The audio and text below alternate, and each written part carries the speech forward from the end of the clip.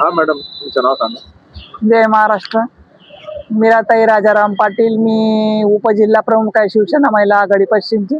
खासदार चंद्रकांत खैरे साहेब यांची मानसकन्या आहे. अच्छा, तुमच्या पॅनल मध्ये कोण कोण उभे आहेत? आमच्याकडं अनिल भैया चोरडे आहेत, बजरंग पाटील आहेत, बिबन सय्यद आहेत, हे पश्चिमला आहेत. आणि खालच्या गटामध्ये सोनवणे सर आहेत, ललिता सुरेश सोनवणे, दत्ता वरपे आणि सतीश शिवाळे, असे 6 जण उभे आहे आमचे मशालचे. काय काय त्यांच्या मॅनिफेस्टो आहे, जिंकून आले तर काय काय करणार ते? त्यांनी तर केलंच, करतीलच. पण मी स्वतः 1000 रेशन कार्ड अगदी फुकट काढून दिले. मी स्वतः तहसीलमध्ये जाऊन मी स्वतः बँकेत उभा राहून फी भरायचे. ते फक्त 25 रुपये द्यायचे. 1000 रेशन कार्ड काढले मी. 15,000 2-3 ठिकाणी कॅम्प लावून 15,000 आधार कार्ड काढले. 500 लर्निंग लायसन काढले. तसेच ESI दवाखान्यातून मी 2 ऑपरेशन केले. एक आलेल्या महिलेला 15 लाख रुपये मिळवून दिले. एक छोटी मुकी बहिरी मुलगी होती, तिला पण आपण 15 लाख मिळवून दिले.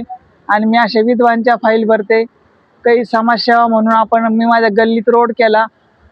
4च्या पाईपलाईन अनेक ठिकाणी रोड केले. सीतानगरला ड्रेनेज लाईन दिल्या, रोड केले, पाणी दिलं, तिथं DP दिली, लाईट दिली. मी अनेक ठिकाणी माझं काम आहे. मला अख्खं बजाज नगर ओळखतं अगदी चांगली कार्यकर्ता म्हणून. मी शिवसेनेचं काम करून पण मी कोणी पक्षाचा माणूस आला तर आपण त्याला आधार देतो.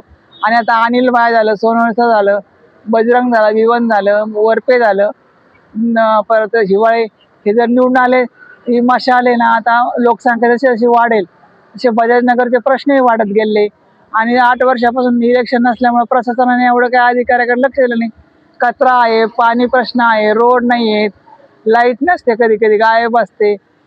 आणि असा म्हणजे महिला सुरक्षित नाही आहेत, त्यांच्यावर असं सुरक्षा कवच नाही आहे. तर हे आम्ही सर्व प्रश्न सोडून देऊ. कचऱ्याचं सोडू, पाईपलाईनचं सोडू, लाईटचं सोडू, महिलाला सुरक्षण देऊ आम्ही. हे म्हणून मी म्हणजे आमची पूर्ण महिला आघाडी टीम किंवा मीराताई पाटील खैरे साहेबांच्या मानसकन्या या मशाललाच म्हणजे सपोर्ट करताय. आणि 1 नंबर आमची मशाल निवडून आम्ही सगळं काही करू ही विनंती. एवढं बोलून मी थांबते.